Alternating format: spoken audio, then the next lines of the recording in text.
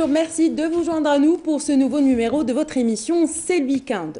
La vie, ces péripéties font que certains d'entre nous mettent leur expérience et les difficultés auxquelles ils ont été confrontés au service d'autrui. Méditerranean Service en est la preuve. Restez avec nous pour connaître les circonstances de la mise en œuvre de ce projet avec son initiatrice.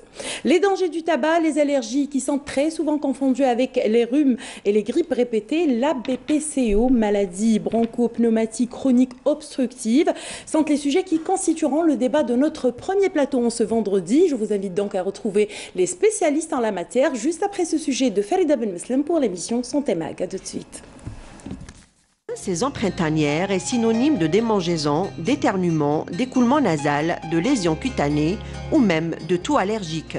L'allergie, c'est la capacité qu'a notre organisme, l'organisme humain, à réagir de façon exagérée par rapport à d'autres qui ne le sont pas, vis-à-vis de certains produits qui peuvent être soit dans notre environnement direct, soit dans l'environnement professionnel, soit un médicament pour lequel on est allergique, soit par exemple un venin, une piqûre d'un insecte. Les plus souvent, les allergies que nous avons, ce sont des allergies respiratoires qui sont dues au pollen et des allergies également médicamenteuses. Ce sont des allergies un petit peu particulières. Une personne allergique peut réagir à un ou plusieurs types d'allergènes. Poils d'animaux, certains aliments, certains médicaments, de la poussière et du pollen durant le printemps. Si vous prenez l'allergie aux acariens, les acariens, c'est ce qu'on appelait la poussière de maison. Ça, c'est une allergie qu'on va avoir à longueur d'année. Tant qu'il y a cet insecte microscopique dans les literies, dans les oreillers, etc., on aura cette allergie si on est allergique à ce genre d'insecte. Si vous êtes allergique au pollen, ça dépend de la saison où il y aura la pollinisation de l'arbre ou de la plante que vous avez dans votre jardin ou bien dans votre environnement. Pourquoi souvent le printemps? Parce que le printemps fait suite donc à la saison hivernale, puis nous avons beaucoup de pollinisation pendant le printemps. Et puis il faut savoir que lorsqu'il y a, quand il pleut, les allergies, juste après que la pluie cesse, les allergies deviennent un peu plus importantes parce qu'il y a une grande diffusion du pollen après cette pluie. Et surtout s'il y a par la suite du vent, comme c'est le cas par exemple ici à Alger. وش بيك انت؟ tout le temps العام كامل نعطس نفيسيل عينيا ياكلوا tout le temps surtout زعما كي نشم الغبار ولا.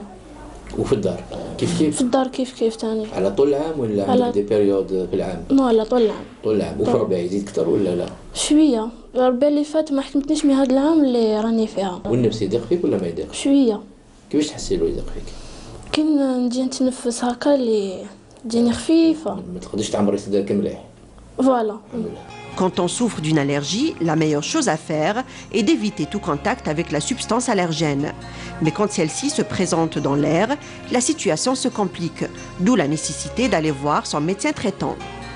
Ce qu'il faut savoir, les traitements sont bons en poussée. Si le malade est allergique à ce médicament, il suffit d'enlever ce médicament. Si le malade a une allergie, par exemple, aux piqûres d'insectes comme les abeilles et les guêpes, à ce moment-là, il faudra confirmer. Le plus important, c'est de confirmer, d'être sûr pour le diagnostic, parce qu'il va y avoir un traitement un petit peu spécifique. Dans ce cas-là, c'est ce que les gens appellent les vaccins. En fait, c'est une désensibilisation qu'on peut faire.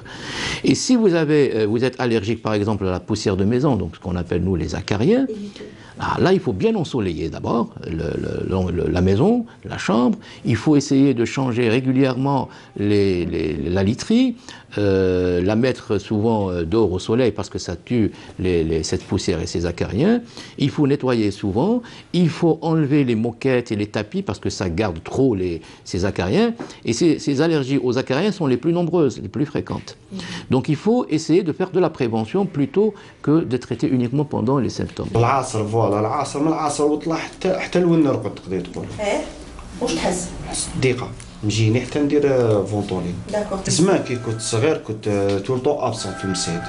على جال لازم. داكور وكنت دير مالغري دير لا فونتوليني تقعد لك. تقعد لي. لازم وقتاش يكثر عليك وكل لاني كامل ولا سبيسيالمون في شوفي سبيسيالمون في باغ اكزومبل في هذا لو موا هذا. في الربيع. وفي الشتاء. En général, les allergies saisonnières reviennent chaque année au début du printemps. Pensez à aller voir votre médecin pour diminuer les symptômes et mieux vivre durant cette belle saison. Et justement, pour en savoir encore davantage, nous avons le plaisir d'avoir convié et il a accepté de venir. Donc, professeur Habib Douagui, chef de service de pneumo-allergologie, voilà, à l'hôpital de Bni Messous, et président de la Société algérienne d'allergologie et immunologie clinique. Merci d'avoir accepté notre invitation. Je papote un peu je piétine un peu sur les noms. Voilà, mais ça va, je m'en sors bien. Bonjour madame, Bonjour. Je rectifie tout de suite Dites-moi. Quelque chose. Je ne suis plus chef de service, c'est madame le professeur Mikidesh qui est chef de service, mais je suis professeur associé et plein temps au niveau du service de pneumo-allergologie. Ça, c'est pour l'éthique et la déontologie, bien comprise de tous. Bien entendu, les problèmes d'allergie représentent un problème de santé publique majeur. Avant de revenir, justement, je vais commencer avec vous. J'aimerais juste présenter une de vos élèves, qui est donc Mouna Abouacha, docteur donc, allergologue. Merci d'avoir réaccepté l'invitation, parce qu'on a eu le plaisir de vous recevoir pour d'autres thématiques. On va parler d'abord, professeur, avec vous, si vous permettez, des dangers du tabac. Alors, ils sont nombreux, mais la BPCO en fait partie. D'ailleurs, il y a une journée qui est décrétée par l'OMS le 15 décembre. C'est la journée internationale donc, de la... C'est le mois de novembre. Novembre, oui. C'est le 15 novembre. Le 21 novembre. D'accord. Et par l'OMS, comment peut-on définir cette maladie qui est très souvent associée au tabac ? Alors vous avez tout à fait raison d'insister sur cette problématique et cette pathologie qui est une pathologie fréquente, la BPCO, on va revenir, qui est une maladie grave parce qu'elle va entraîner une insuffisance respiratoire. Le malade n'a plus de souffle, ne peut plus respirer. C'est une maladie qui, aujourd'hui, l'Organisation mondiale de la santé prévoit que ce sera la 3e cause de décès demain, c'est-à-dire en 2020. C'est une maladie chronique, obstructive, donc il y a une obstruction inflammatoire des bronches et qui est due à des toxiques inhalés, le principal d'entre eux étant le tabac, dans 85% des cas. C'est le tabac qui est à l'origine de cette bronchite chronique obstructive. Et aujourd'hui, on assiste aussi à un autre phénomène que avant c'était l'apanage de l'homme, mais maintenant, de plus en plus, la femme est touchée par cette pathologie chronique obstructive respiratoire, inflammatoire, et donc c'est un sujet de très grande préoccupation de l'Organisation mondiale de la santé et du personnel de santé de manière générale.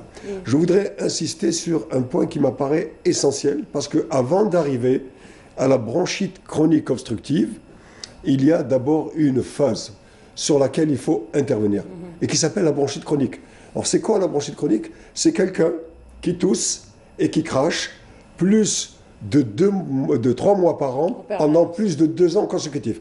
Et c'est là qu'il faut intervenir. D'ailleurs, l'Organisation mondiale de la santé ne s'est pas trompée cette année lors de la journée mondiale de la BPCO qui a eu lieu mercredi dernier, le 21 novembre, avant-hier, et pour lequel le slogan était BPCO dès l'enfance, jamais trop tôt, jamais trop tard, pour la prévenir, la diagnostiquer et la traiter. C'était le slogan pour cette année. Pourquoi? Parce qu'on insiste sur un élément essentiel qui est celui de la prévention. Et aujourd'hui, beaucoup de pays qui sont en avance dans la stratégie de prise en charge des BPCO et dans la prévention de la lutte contre le tabac, notamment les pays du nord de l'Europe, la Norvège, la Finlande, la Suède, eh bien, ils préparent une génération sans tabac.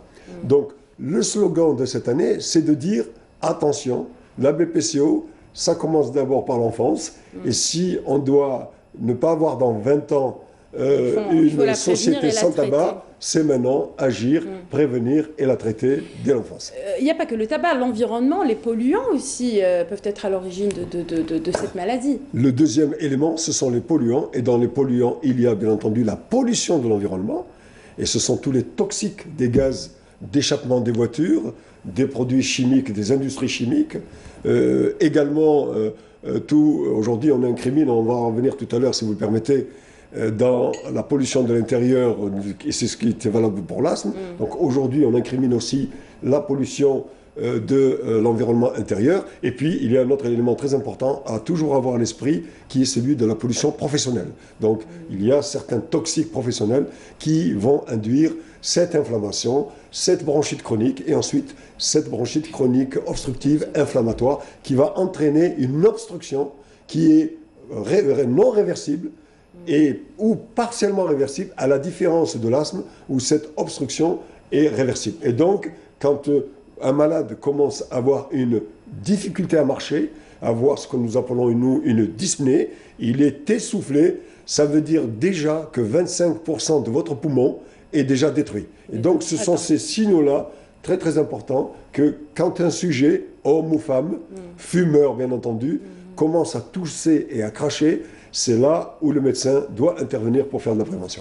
Dr Bouacha, comme le professeur vient de le dire, il y a plusieurs éléments en l'air, on va dire ça comme ça, qui interviennent concernant la BPCO ou alors l'asthme. Vous en discutez beaucoup avec vos patients et les gens généralement ne font pas la différence ou ne comprennent pas qu'il s'agisse d'acariens ou d'éléments polluants qui rentrent donc de l'extérieur. Ils vous posent des questions Effectivement, moi je voudrais juste revenir sur le fait de vous remercier de m'avoir convié à votre plateau une deuxième fois pour parler d'allergie, qui reste encore une fois le sujet d'actualité, étant dans une saison automnale et hivernale, une saison qui, non seulement il y a des allergies respiratoires type asthme, rhinite et tout, mais aussi on a des virus tels que la grippe, le rhume et tout. Et les patients, c'est les questions qui reviennent très souvent en cabinet, c'est j'ai un rhume qui ne cède pas au bout d'une semaine, 10 jours, voire même un mois. Est-ce que c'est des allergies ? Ben oui, je pense que oui, parce que quand on est devant un caractère qui est inflammatoire récurrent, qui revient très souvent, quand le patient ne guérit pas, quand le patient tousse et en même temps il fait des bronchites sifflantes, je pense qu'il faut évoquer les allergies. Entre autres, les allergies dont on parle très souvent, les allergènes en cause dans cette saison-là, effectivement, c'est les acariens, les moisissures, l'humidité, les polluants, comme vient de le dire professeur Douagui, entre autres le tabac qui reste un facteur majeur, que ce soit à l'intérieur des maisons ou à l'extérieur, parce que c'est vrai qu'il y a ce déséquilibre-là qui fait que nous vivons dans une ère où il y a une pollution atmosphérique qui est due par des fumées industrielles aussi. Qu'on ne voit pas forcément, mais qu'on inhale. Qu'on inhale, on vit très souvent dans ceci. Donc voilà, nous on reçoit en cabinet ou en consultation des parents qui viennent, qui sont beaucoup plus touchés par leurs enfants. L'enfant il tousse, l'enfant éternue, l'enfant en permanence. Ils vous disent c'est une grippe, il est tout le temps grippé, c'est des rhinopharyngites. C'est vrai que c'est les maladies de la petite enfance généralement. Ce qui est malheureux, c'est que parfois il faut intervenir certaines thérapeutiques, voire même dangereuse, parce qu'il y a une exagération dans l'utilisation de certains antibiotiques et certaines formes de corticoïdes, alors qu'il ne s'agit qu'au départ que d'une allergie. Donc c'est comme ça que vous arrivez à déceler, surtout après l'effort qui a été fait donc, par professeur Douagui pour faire de l'allergie, enfin le métier d'allergologue, une spécialité en Algérie. Et c'est comme ça que maintenant on va directement, pour les plus conscients, on va directement consulter l'allergologue au lieu de consulter le généraliste ou alors le pédiatre. Permettez-moi, madame, si vous m'en donnez l'occasion, bien entendu, de revenir un petit peu sur la BPCO. Parce que nous sommes en plein dans la journée mondiale et je voudrais aussi envoyer un certain nombre de messages qui m'apparaissent importants. C'est le rôle du médecin généraliste. Et on en parlera tout à l'heure également de l'asthme. C'est le médecin généraliste à qui il faut donner une place prépondérante dans notre système de santé, parce que c'est lui qui voit les malades pour la première fois, que ce soit pour la bronchite, que ce soit pour les allergies, mais surtout pour la BPCO, et également pour la BPCO et toutes les maladies chroniques de manière générale. Parce que c'est à ce moment-là que l'Organisation mondiale de la santé insiste sur ce qu'on appelle le conseil minimal. On va revenir justement pour en parler, après Adan Al-Asra, tout de suite.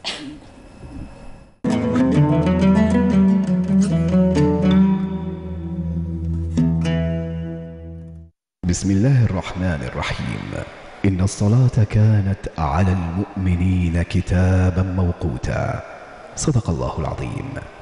الله أكبر.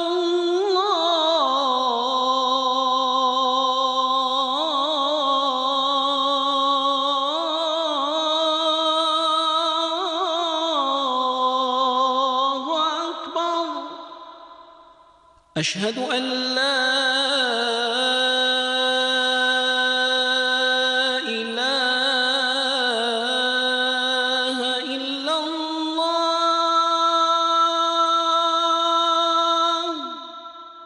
أشهد أن لا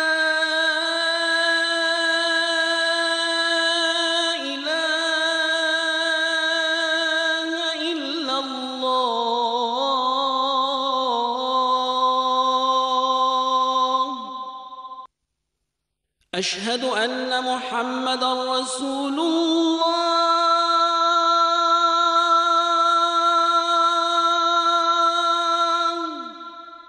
أشهد أن محمدًا رسول الله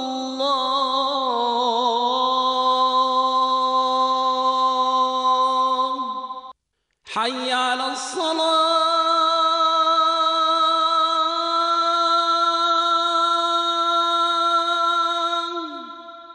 حي على الصلاة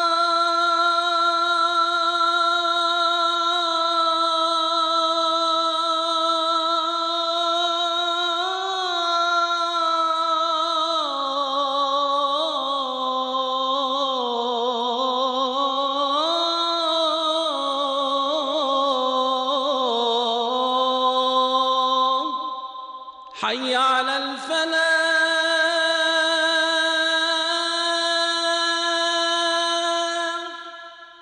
حي على الفلاح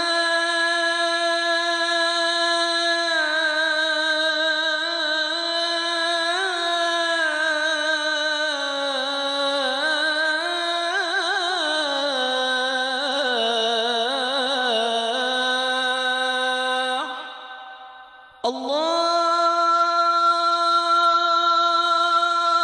أكبر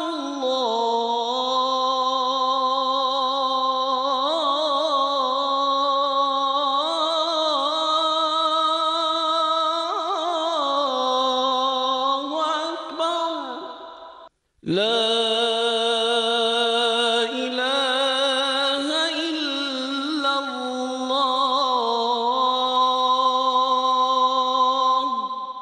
اللهم رب هذه الدعوة التامة والصلاة القائمة آت محمدا الوسيلة والفضيلة والدرجة الرفيعة وابعثه اللهم مقاما محمودا الذي وعدته.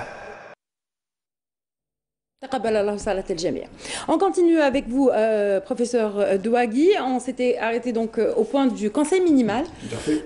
Et j'insiste sur le rôle essentiel du médecin généraliste, parce que c'est lui qui voit le malade pour la première fois. Et donc, dans un questionnaire attentif, important, précis, il va situer ce qu'on appelle, nous, l'imprégnation tabagique, l'importance du tabagisme.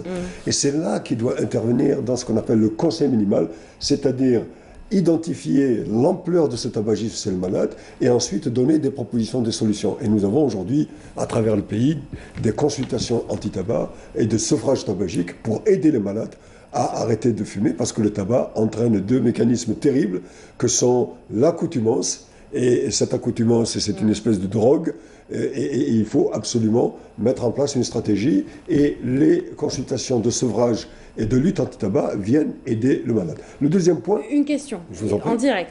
UFR peut-il déterminer le pourcentage de la destruction du poumon? Tout à fait. Le deuxième élément sur le médecin généraliste, c'est lui qui, à ce moment-là, va orienter le malade qui présente une bronchite chronique obstructive sévère et qui va faire une exploration fonctionnelle. Parce que le souffle se mesure et on aura, avec une exploration fonctionnelle respiratoire qui n'est pas faite par le médecin généraliste, mais qui est faite par le médecin spécialiste, un niveau d'obstruction et de gravité de la maladie qui va permettre de définir 4 catégories, une BPCO légère, modérée, légère, sévère et très sévère. Et donc c'est l'exploration fonctionnelle, c'est le calcul du VMS sur le CV, la capacité vitale, c'est ce qu'on appelle le syndrome de Tifno, qui va nous donner une orientation sur la gravité de la BPCO et qui va bien entendu engendrer par le spécialiste un traitement spécialisés par adéquats. Je pense qu'on a fait le tour par rapport à la BPCO. Si vous voulez rajouter quelque chose comme ça, parce qu'il y a plusieurs points sur lesquels on aimerait que vous interveniez. Un autre point, c'est celui de la gravité de la maladie. Alors, je vous ai dit qu'il y avait 3 millions de décès chaque année dans le monde, mais 90% de ces décès ont lieu dans des pays à faible revenu, où ce sont les pays pauvres en fait. Et donc c'est très important, c'est chez nous, c'est dans les pays africains et dans les pays en voie de développement que les décès ont lieu parce qu'il n'y a pas de prévention, parce qu'il n'y a pas de lutte contre le tabac, etc.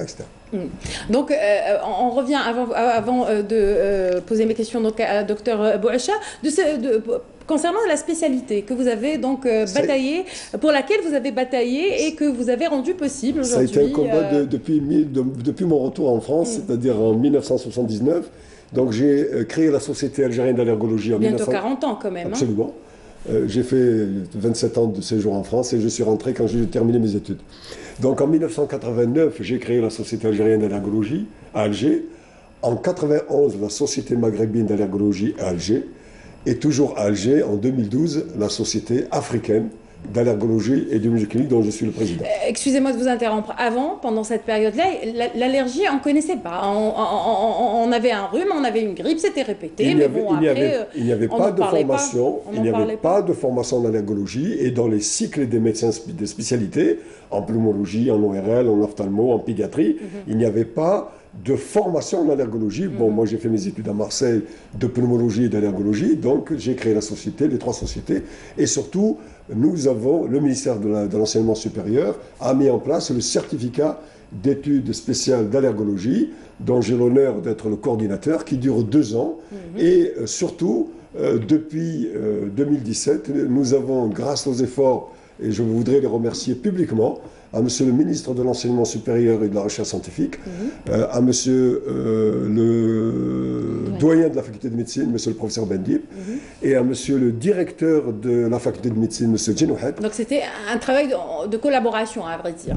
Il y avait un peu de bureaucratie de 2006 à 2017, mais grâce à ces efforts de tous ces gens-là, nous avons pu remettre les premiers diplômes de certificat d'études spéciales d'allergologie et d'immunologie clinique dont le docteur Bouacha a bénéficié, comme ont bénéficié près de 200 médecins. Donc nous avons fait un regroupement des allergologues le mois dernier pour essayer de mettre en place un réseau d'allergologues à travers le territoire national. Donc tous les allergologues sont venus, ont reçu une formation d'1 semaine et on a essayé donc de pouvoir identifier quels étaient les wilayats où il y avait des allergologues et maintenant nous avons la chance d'avoir un réseau d'allergologues à travers le territoire national. Il faut vous dire aussi, excusez-moi d'être long, c'est que pour certaines... Long mais efficace, c'est bien. Merci beaucoup. Mais il faut vous dire que jusqu'à cette année, les malades faisaient 500, 400, 300 km pour venir à Beni Messous faire un test des médicaments qui ne se font qu'à Beni Messous, un test au venin d'immunoptère qui ne se font qu'à Beni Messous, un test au curare qui ne se fait qu'à Beni Messous, un test aux produits de contraction D qui se fait qu'à Beni Messous, un test aux anesthésiques généraux qui se font qu'à Beni Messous. Les 200 médecins que nous avions formés jusqu'en 2007 n'avaient pas de diplôme, donc ils ne pouvaient pas exercer dans leur cabinet, parce que c'était un problème médico-légal.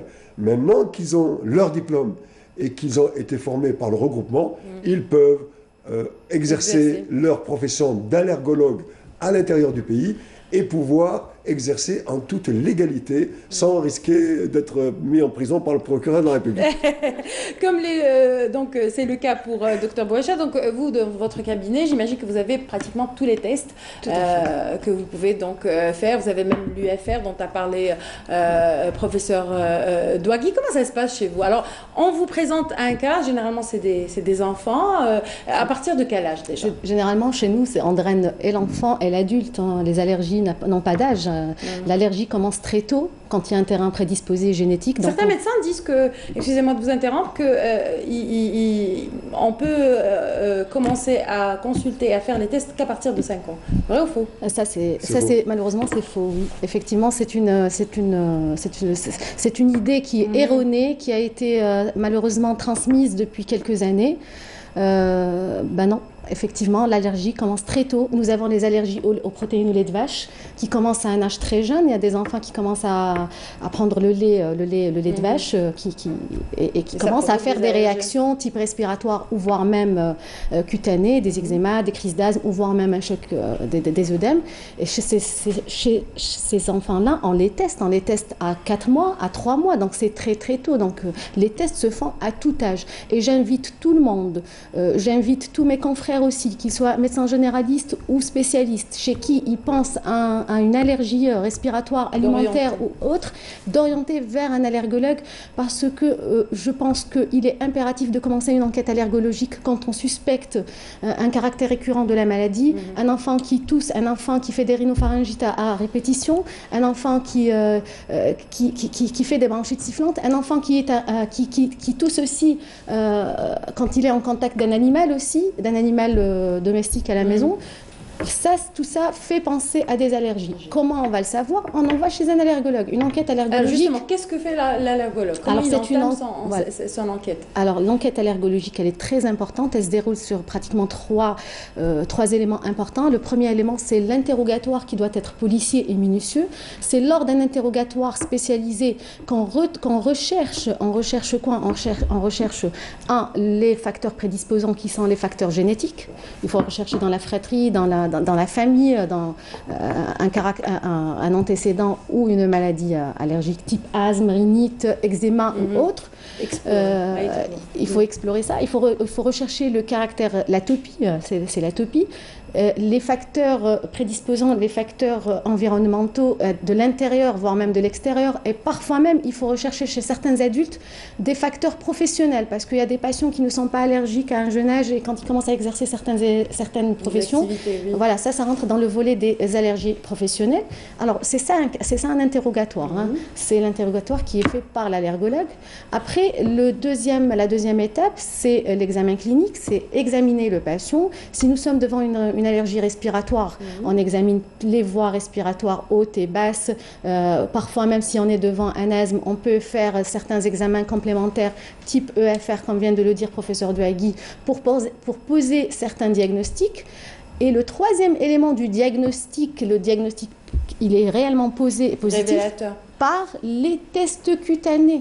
Le test cutané, c'est le premier examen clé de l'enquête allergologique. C'est un examen qui est simple, c'est un examen qui ne coûte pas cher, c'est un examen qui se fait dans le cabinet pour l'enfant ou l'adulte. On dispose au niveau de l'avant-bras du patient, on dispose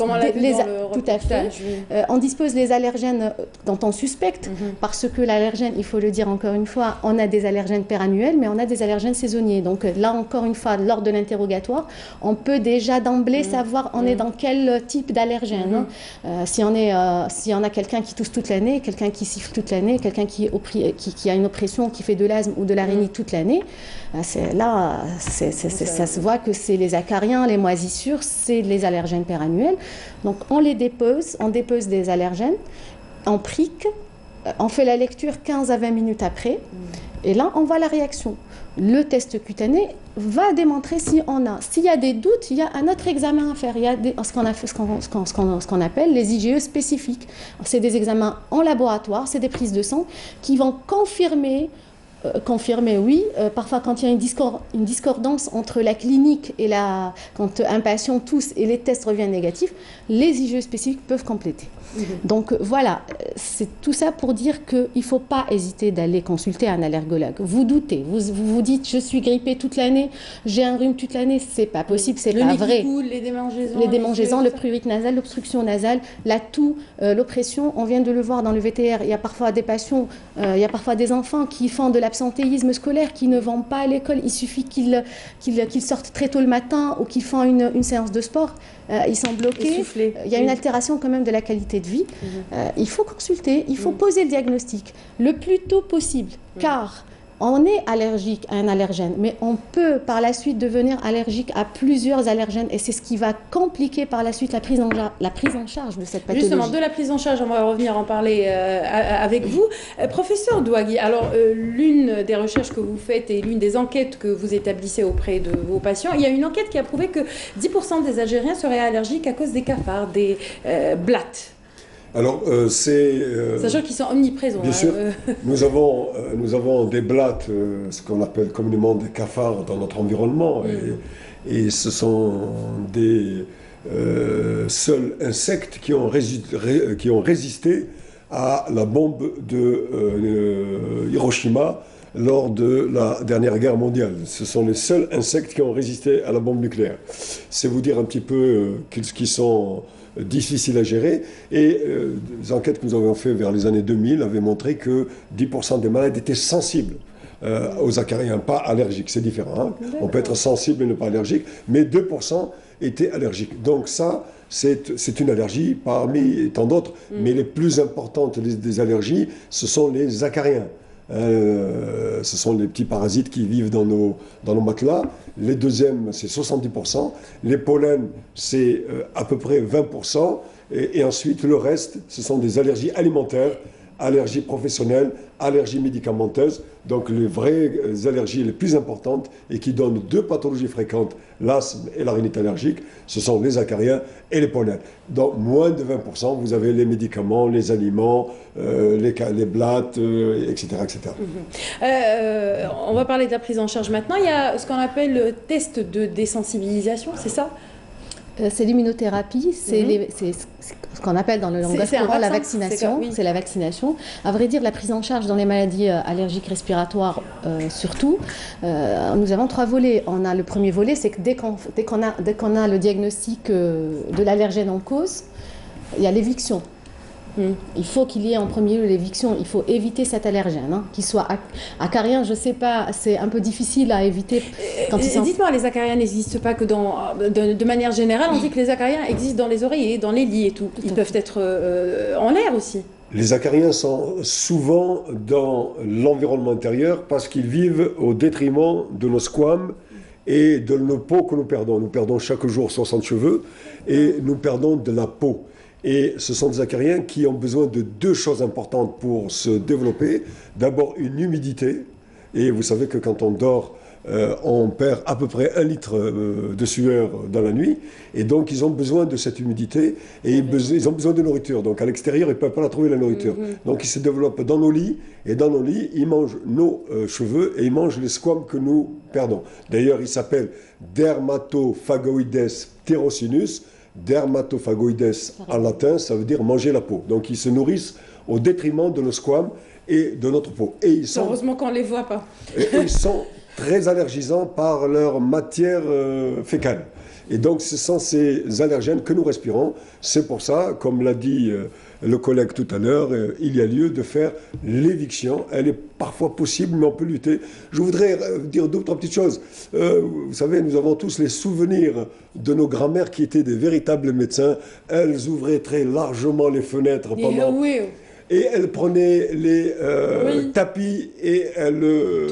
Voilà. Les draps à la literie, tout. Absolument. Le soleil est l'un des meilleurs traitements des acariens. 2 petites choses, s'il vous plaît, avant de redonner la parole au professeur Bouacha, qui le fait très bien. Aujourd'hui, c'est d'abord le traitement médical. On ne va pas sur la désensibilisation si on n'a pas commencé par le traitement médical. Et aujourd'hui, nous avons tous les traitements, que ce soit quelque chose d'important aussi, la rhinite allergique et l'asthme bronchique, c'est 2 phénomènes. C'est l'inflammation et c'est l'obstruction.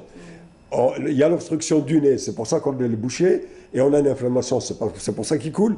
Et au niveau des bronches, il y a l'obstruction, c'est pour ça qu'on respire mal, et il y a l'inflammation. Et nous avons 2 médicaments fondamentaux qui existent, qui sont la ventoline, qui va entraîner la dilatation des bronches pour mieux respirer, et les corticoïdes inhalés qui vont entraîner la lutte contre l'inflammation. Un dernier message, les corticoïdes inhalés ne posent aucun problème d'effet secondaire sur le traitement. Et un autre petit message, À partir de 6 mois... Ça nous fait trop de messages, à partir de 6 mois, professeur Douagui. Ça nous fait trop de messages. À partir de 6 mois, on peut faire des tests allergologiques. Je voudrais ajouter quelque chose sur Kadilou Tabouacha. Ce sont des tests qui ne doivent pas être faits par n'importe qui. Ça doit être fait par des équipes spécialisées, avec des moyens médicaux légaux, parce qu'il peut y avoir des réactions, il peut y avoir des accidents, que ce n'est pas n'importe qui fait les tests. Oh, on a terminé avec les messages. Ah, on va faire les appels maintenant. Absolument. Ah, il y a très peu. On va revenir au traitement justement de la désensibilisation. On a fait le traitement. On l'a terminé et après c'est donc vers une autre période, une autre phase qui est donc la désensibilisation. Tout à fait. Enfin, je rejoins le professeur Douagui, c'est vrai qu'après l'éviction, c'est le traitement médical. Après, il faut, on pense à guérir, mais on ne guérit pas l'allergie. L'allergie ne guérit pas, mais on va quand même la contrôler. On va contrôler cet allergène qui est en train de perturber ses manifestations cliniques par l'immunothérapie. Parce qu'au départ, c'est quoi l'allergie? L'allergie est un dysfonctionnement immunitaire de la personne qui est prédisposée. Donc, on va rajouter l'immunothérapie, c'est des vaccins qu'on va donner sur 3 à 5 ans. Minimum 3 ans, maximum 5 ans, et c'est de donner à ce patient cet allergène à une dose très minime, si je ne me trompe pas, pendant ces 5 années, et il va développer cette défense immunitaire qui lui manquait auparavant et qui lui permettait à chaque fois, quand il était en face d'un acarien, d'une moisissure ou autre, de tomber malade. Donc c'est un traitement qui risque de prendre... c'est un traitement de minimum 3 ans. Il ne faut pas se tromper. Il y a des gens qui confondent, si vous me le permettez, il y a des gens qui confondent entre le vaccin de l'allergie, l'immunothérapie, la désensibilisation proprement dite, et le vaccin de la grippe. Moi, j'en vois pratiquement des patients qui viennent me dire « j'ai fait le vaccin ». Parfois même, il y a des patients qui se font injecter des taux de cortisone à libération prolongée et ils pensent que c'est le vaccin parce qu'ils ne vont pas tousser pendant une certaine... Mais non, la désensibilisation, immunothérapie allergénique, c'est autre chose. C'est minimum 3 ans. C'est des allergènes qui sont préparés dans un laboratoire et qui vont être prises par plusieurs formes. On en a plusieurs formes maintenant. La plus ancienne, la plus courante et celle qu'on connaît le plus chez nous en Algérie, c'est par voie sous-cutanée, mais il y en a par voie sublinguale qui permet aux patients de ne pas se déplacer dans un cabinet médical spécialisé ou à l'hôpital, de la prendre tous les jours. La désensibilisation, encore une fois, dépend de l'allergène en cause. Si c'est un acarien, c'est pratiquement, il faut commencer la désensibilisation bien avant la saison des acariens, c'est-à-dire septembre, octobre, novembre. Et pour les pollens, c'est la même chose. Donc, c'est des protocoles. Dans votre cabinet, j'imagine que vous recevez des mamans qui n'ont pas une grande connaissance de la maladie, donc des allergies. Qu'est-ce que vous leur conseillez? Déjà, quelles sont les questions qui reviennent tout le temps, qu'elles vous posent tout le temps? Alors, parmi les questions qui reviennent le plus souvent, de un, elle ne croit pas que c'est de l'allergie. Elle pense toujours que c'est un rhume, c'est une grippe.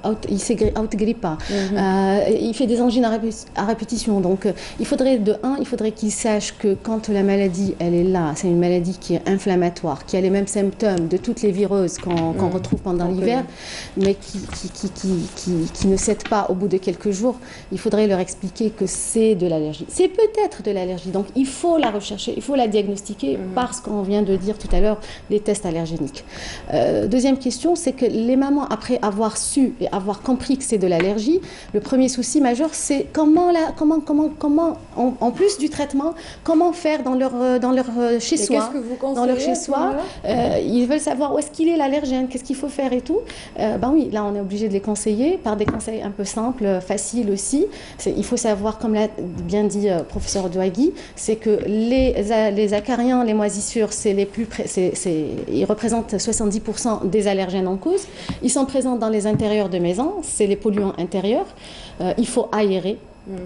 L'acarien, c'est une forme d'araignée, c'est une forme d'araignée microscopique qu'on ne voit pas, qui adore le lit du patient, qui se nourrit, comme on vient de le dire, de la peau du patient.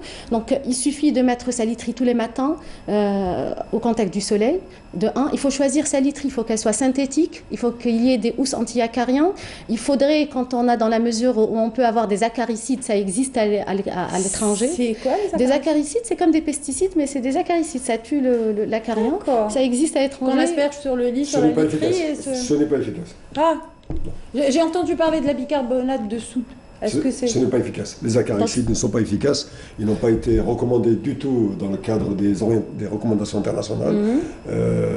J'ai fait partie d'une des recommandations internationales qu'on appelle ARIA, et ce sont des choses qui ont été totalement récusées, qui coûtent cher et qui ne sont pas du tout efficaces. Il ne faudrait pas orienter nos concitoyens vers ça. Deux ou trois petites choses sur l'indice. J'arrive, oui. je termine juste avec... Donc on a parlé de la poussière de maison, de l'aération, et généralement c'est la poussière de maison qui pose problème. Qu'en est-il des détergents? Les enfants qui sont exposés aux détergents, ça fait partie des, j'allais dire, pas des accidents domestiques, mais des habitudes domestiques. Et donc l'enfant, pendant que sa mère fait le parterre ou est à la cuisine, est souvent confronté donc au désodorisant, à l'eau de javel, à d'autres détergents qui sentent fort quand même. Tout à fait. Donc vous préconisez Tout à fait. Alors il faudrait savoir que quand un enfant est allergique, il ne faut pas qu'il soit au contact de ces produits, de ces coves, c'est des composés volatiles, organiques, parfois qui surviennent quand ils viennent d'où? Ils viennent des pesticides, des désodorisants. Il faut parler aussi de certaines formes de parfums d'intérieur, des bougies parfumées. On n'en parle pas beaucoup, mais c'est vrai que c'est un effet de mode et qui peut aussi altérer l'état de santé d'un enfant ou d'un adulte allergique. Donc il faut aérer minimum 20 minutes. Il faut faire son ménage en dehors, c'est-à-dire en dehors d'un enfant normal. Il faut malade. Vraiment être derrière la poussière. Tout à fait. Il faut passer l'aspirateur. Il faut éviter d'avoir de la tapisserie, c'est-à-dire des tapis, des moquettes dans les sols. Les peluches, les nids d'acariens. Les nids d'acariens sont dans les chambres. Une seule peluche par enfant. Et à nettoyer à 80 degrés dans la machine à laver une fois par mois. Une seule peluche pour un enfant allergique, pas des peluches. Tout à fait, c'est les nids d'acariens. On ne le sait pas, mais parfois on a tendance à mettre... Il y a des enfants qui mettent des peluches dans leur lit et ils éternuent, ils toussent énormément malgré qu'ils sont sous traitement, alors que c'est là où...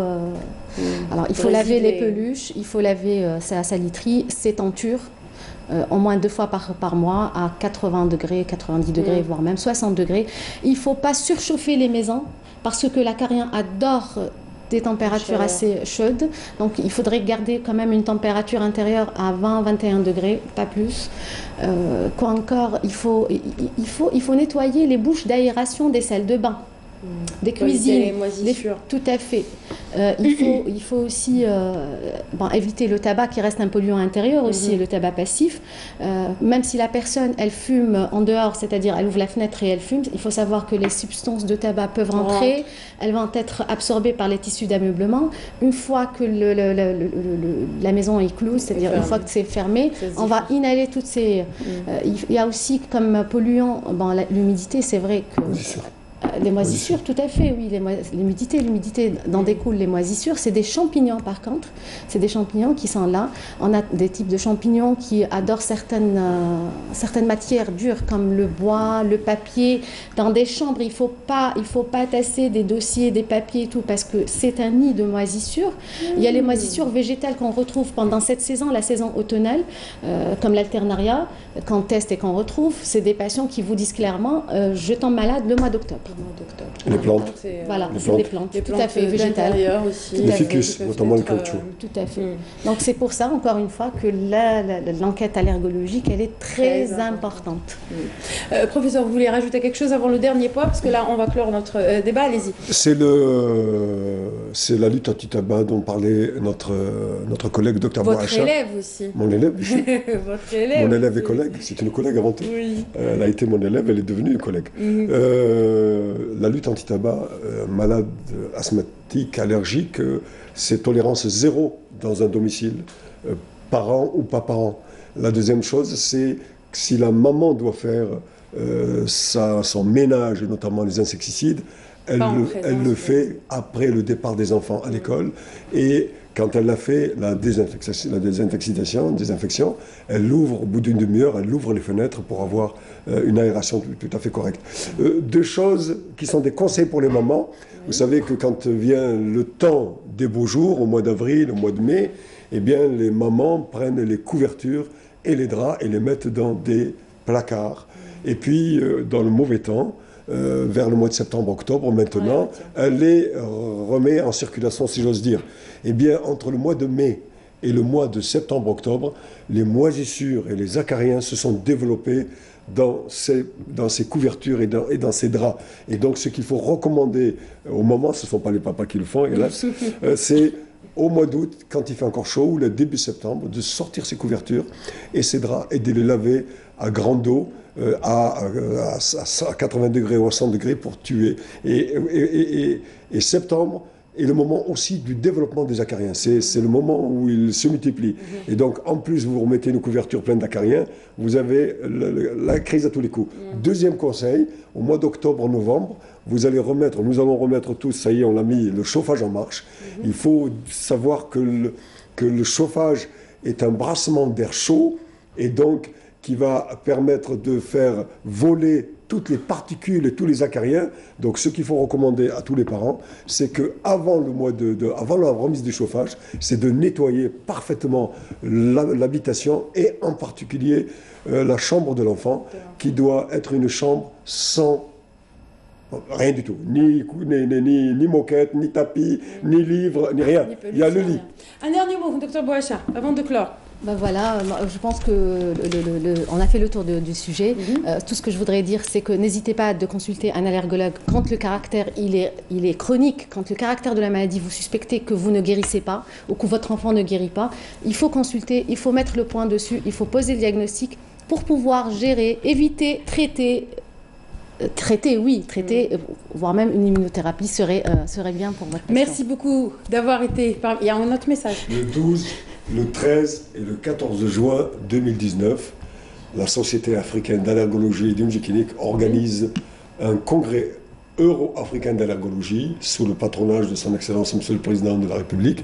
Et là, ici même à Alger. Alger, à l'hôtel Roissy, il y aura 50 conférenciers internationaux qui donneront leur assentiment sur les nouvelles découvertes et état d'avancement des maladies allergiques. Merci beaucoup pour votre invitation. Merci à vous, professeur Douagui, c'était un plaisir. Merci beaucoup, docteur Bouacha. On rappelle votre page Facebook, si vous le permettez. Oui, allez-y. C'est docteur Mouna Bouacha, allergologue. Voilà, et on retrouve pratiquement tous les conseils, les nouvelles avancées, les conférences, et rendez-vous aussi des conférences sur votre page. Merci encore d'avoir été parmi nous. Avant de retrouver la troisième invitée de notre émission aujourd'hui pour parler de son projet et de comment elle a eu l'idée justement de le créer, je vous invite à une petite pause musicale et justement l'occasion pour nous de présenter nos vœux. À qui? Alors c'est de la part de Sihem à sa meilleure amie Farah qui a eu donc une petite fille. Donc elle félicite la famille Khalfet et la famille Hamdi pour la venue donc de la petite Razan. Prendre plutôt rétablissement à la maman et Inch'Allah trabba fi askom. À tout de suite.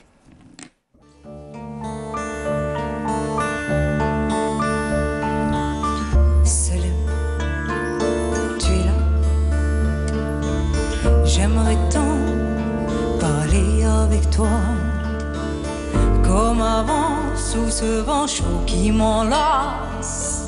Je voudrais que tu respires mes mélodies qui s'entrelacent. Si seulement en hurlant mes mots puissants tu pouvais me revenir. Tu m'as dit du haut de ce rocher, coûte que coûte, je dois continuer. Maintenant, c'est pourtant parce que je ressens. Reviens et rappelle-moi nos vérités d'avant. Si souvent, oui, je sais nos différends. Mais à présent, je voudrais que tu saches,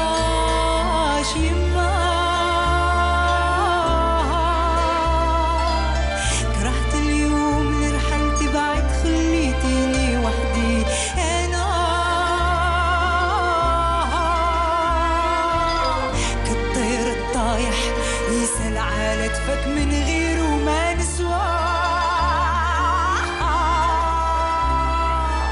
صبرتي وجريتي علمتيني كيفاش نشوف الدنيا. Relève-toi, sûrement tu me diras.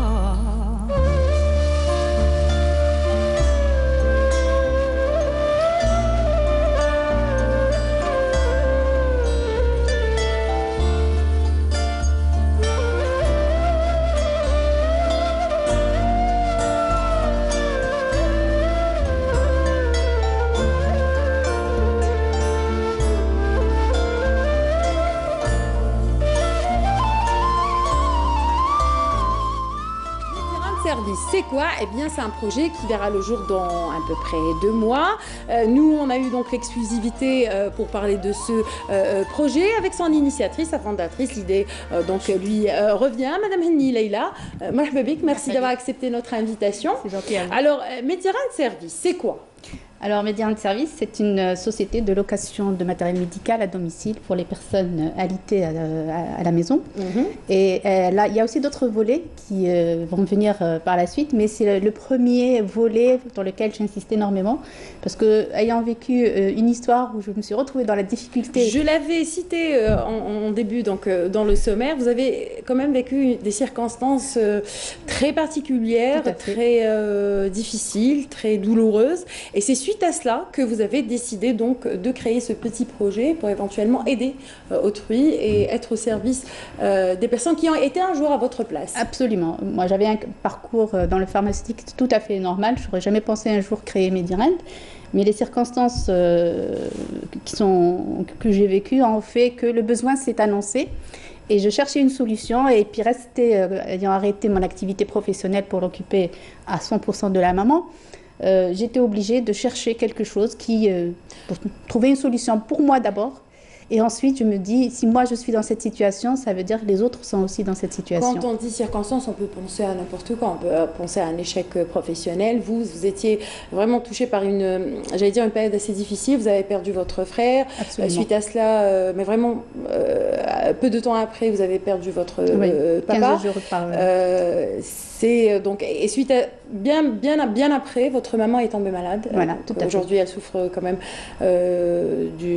d'Alzheimer. Et de AVC, paralysie, incapacité de se nourrir seule. Elle est constamment alitée. À 100%. Et c'est cela qui vous a donné l'idée. Vous avez trouvé des difficultés à l'époque pour louer Alors, le premier pas était avec mon papa qui, suite au décès de mon frère dans l'accident d'hélicoptère de Douéra, 15 jours après, ces 15 jours ont été terribles parce qu'il était très agité, il tombait du lit, il fallait lui trouver un lit spécifique pour le tenir et ne pas tomber. Et j'ai dû, grâce à des amis, trouver un lit qui m'a permis de le garder dans une situation sécurisante.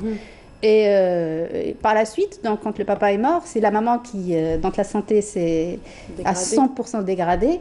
Et il a fallu trouver les mêmes solutions. Et malheureusement, il faut dire que la location n'est pas quelque chose de commun ici. Il y a très peu de personnes qui le font. Beaucoup de personnes n'entendent pas parler. Et donc, je me suis dit, il faut que je trouve une location de matériel à la maison parce qu'elle était totalement dépendante de ce matériel.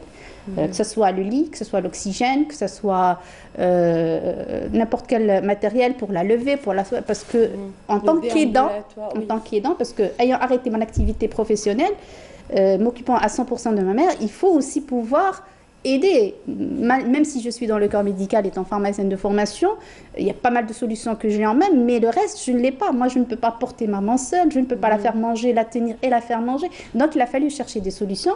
Et en regardant maman dans cette situation, je me suis dit, il faut que j'y aille. Voilà, je vais créer une société.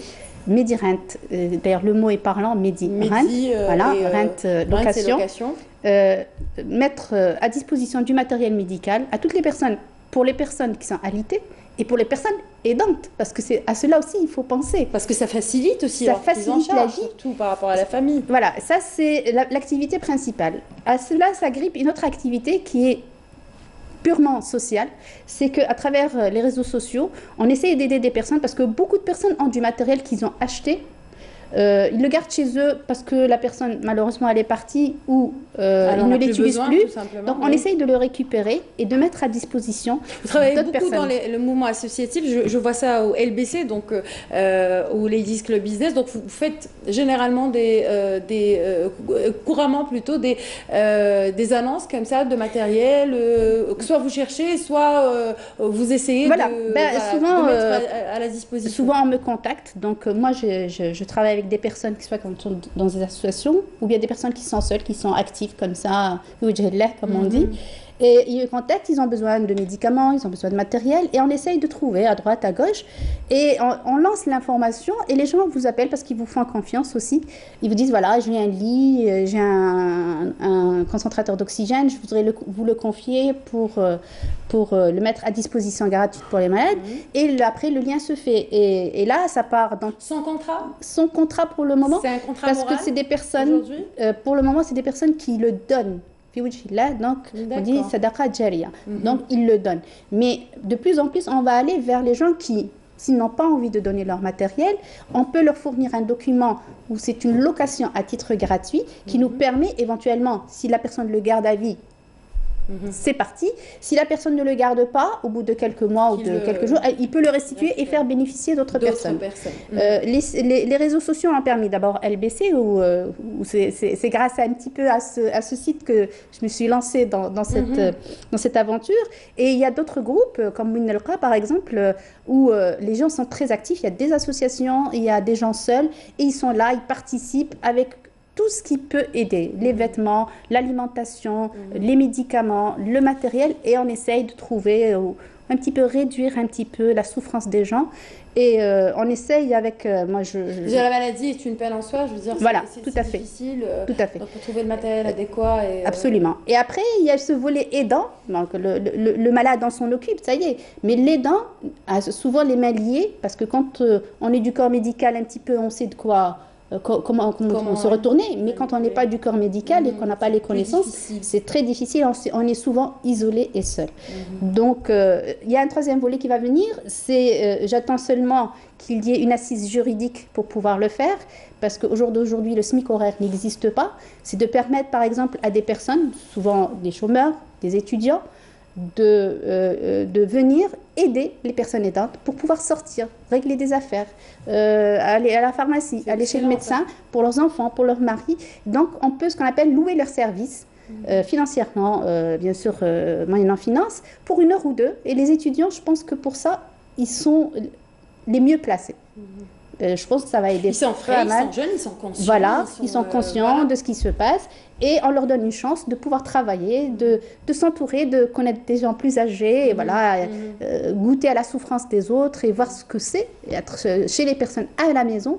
Et là, voilà, on verra bien ce que ça donnera sur ce plan. Ce qu'il y a, il faut entourer ce projet de façon juridique pour qu'il n'y ait pas de, comment dirais-je, de choses qui peuvent peut-être ne pas plaire aux gens qui font appel à eux. Donc ça va être vraiment bien encadré. Et avec, dans un cadre juridique. Voilà, dans un cadre juridique. Le matériel plutôt sera livré, je parle de Mediranth maintenant, oui, tout à fait. Livré, monté et mis en service au domicile du patient.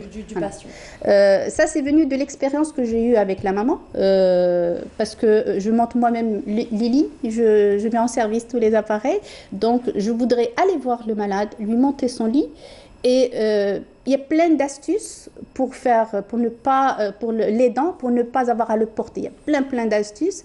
Donc, c'est vous-même qui allez vous en occuper? Je vais essayer de le faire moi-même les premiers temps. D'accord. Et par la suite, former bien sûr des gens qui pourront le faire. Au fait, on forme les aidants et la famille. Voilà, c'est ça. Il suffit de quelques petits... Par exemple, je vous donne un simple exemple qui m'a été transmis par un kiné et qui a réussi avec la maman, que j'utilise. C'est que quand on a par exemple les escarres qui commencent au niveau du talon, au fait, on utilise les gants en caoutchouc pour les gants médicaux. Voilà. On les remplit à moitié d'eau, on fait le nœud, on les ferme et on les met sous le talon des personnes. Et ça fait quoi? Eh bien, ça évite les escarres. Du moins, ça les retarde. Voilà. Bien sûr, en ayant toujours faire le soin de la toilette, de masser et tout. Donc, ça évite un petit peu ou ça retarde les escarres. Donc il y a des petites astuces. Voilà.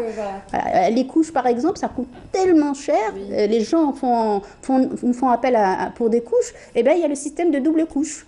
Donc, on ne change qu'une seule fois la couche en mettant une double couche à l'intérieur. Et on utilise les petites couches qui ne coûtent pas trop cher, à 100 ou 110 dinars le paquet. On place à chaque fois une couche, on l'enlève et on remet une autre. Et donc, la deuxième, elle reste propre, sans avoir à bouger le malade sans arrêt, surtout quand il est indisposé, surtout quand il y a de la souffrance. Et donc, d'éviter à la personne aussi qui le porte. Donc, il y a des petites astuces que je voudrais partager, que j'ai appris avec la maman. J'étais forcée de le faire parce qu'on est dans un état d'isolement aussi. Vous êtes la seule à la prendre en charge parce que vous avez un frère qui vit à l'étranger. Qui est à l'étranger, l'autre qui est malade. Donc, ne pouvant pas faire autrement, on était obligé de faire. Et les idées viennent au fur et à mesure comme ça. Et j'aimerais partager ça si ça peut réduire la souffrance du malade aussi. Où on est Médirante? J'avais annoncé que ça serait, donc le lancement sera pour le 1er janvier. Où est-ce que vous en êtes? Est-ce que vous avez donc établi tout ce qui est cadre juridique? Est-ce qu'il y a des gens qui vont travailler avec vous? Vous allez pour le moment, donc j'ai ouvert chez moi. Parce que pour être présente avec la maman, je ne voudrais pas trop m'éloigner. Et je travaillerai seule dans un premier temps parce que là, je suis sur le choix du matériel parce que j'ai fait appel aux réseaux sociaux pour savoir quel matériel il faut. Il faut, oui. Il y a du matériel, donc du petit matériel et il y a du gros matériel. Et qu'est-ce que les gens peuvent payer aussi? Quand on voit le prix aujourd'hui d'un concentrateur d'oxygène qui fait 4500 dinars la semaine, donc on se dit qu'il n'y aura pas beaucoup de gens qui vont faire la location. Donc le fait de diversifier encore plus de matériel va faire forcément à un moment donné baisser le prix, on l'espère, et puis faire participer aussi la CNAS, parce que je pense qu'à un moment ou à un autre, il faut que la CNAS participe. On a un inversement de la pyramide des âges, il y aura de plus en plus de personnes âgées, d'où le thème d'aujourd'hui sur les problèmes respiratoires, donc on en aura de plus en plus, et donc il faut à un moment ou à un autre la participation de la sécurité sociale pour aider ces gens-là, sinon ils ne pourront pas. Donc le fait d'apporter déjà, au moins, dans un premier temps, les gens sachent qu'on existe, les prix seront peut-être pas ce qu'ils voudront, et c'est tout à fait normal parce qu'il n'y en a pas beaucoup, mais il y aura toujours un moyen, voilà, il y aura toujours un moyen, matériel, le prix va baisser forcément à un moment ou à un autre, et je pense que la CNAS à un moment aussi ou à un autre décidera aussi de porter une aide à ces personnes-là. Vous êtes aidé pour cela? Est-ce que vous êtes subventionné? Est-ce que vous êtes aidé financièrement? Absolument pas, c'est un investissement personnel, donc... Et s'il y a quelqu'un qui nous regarde et qui a envie de participer au projet, c'est le bienvenu, ça se discute. Ça se discute. Il faudrait juste respecter la trajectoire de ce projet pour ne pas sortir vers ce que fait tout le monde. Non, je voudrais vraiment qu'il garde surtout cet aspect social. J'y tiens énormément parce que c'est ça qui est notre pierre angulaire. Pour faire démarrer le projet. Ah oui, complètement. Un dernier mot, Madame Henni, concernant Médirante Service, concernant ce projet, pour lequel vous avez d'ailleurs, pour d'autres circonstances aussi, vous avez laissé tomber votre vie professionnelle. Vous travaillez dans une multinationale, vous êtes pharmacienne de formation. Un dernier mot sur Médirante Service.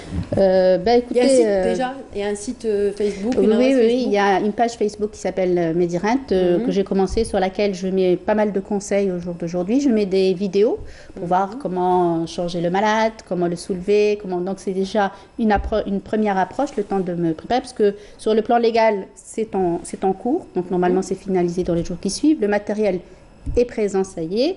Et donc l'activité commencera le 1er janvier pour être sûr d'avoir bouclé toute la boucle et pouvoir commencer beaucoup plus simplement. C'est un projet sur lequel vous avez travaillé combien d'années?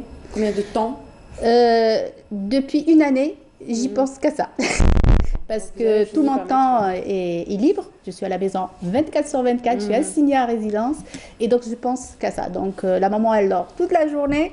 Et moi, j'y pense toute la journée. Et c'est comme ça. Je vous donne rendez-vous dans 2 mois, dans 3 mois, dans 4 mois. Allez, on va laisser passer. On verra, on fera le bilan ensemble. Absolument. Merci beaucoup, en tout cas, d'avoir été parmi nous. Et merci de venir nous donner l'exclusivité de Médirante. Merci. Merci bien. Excellente semaine à tous. Je vous retrouve donc vendredi prochain, si tout va bien, Inch'Allah, pour un numéro spécial Lid Fil Yid, en partenariat, bien sûr, avec la radio algérienne. Vendredi prochain. Au revoir.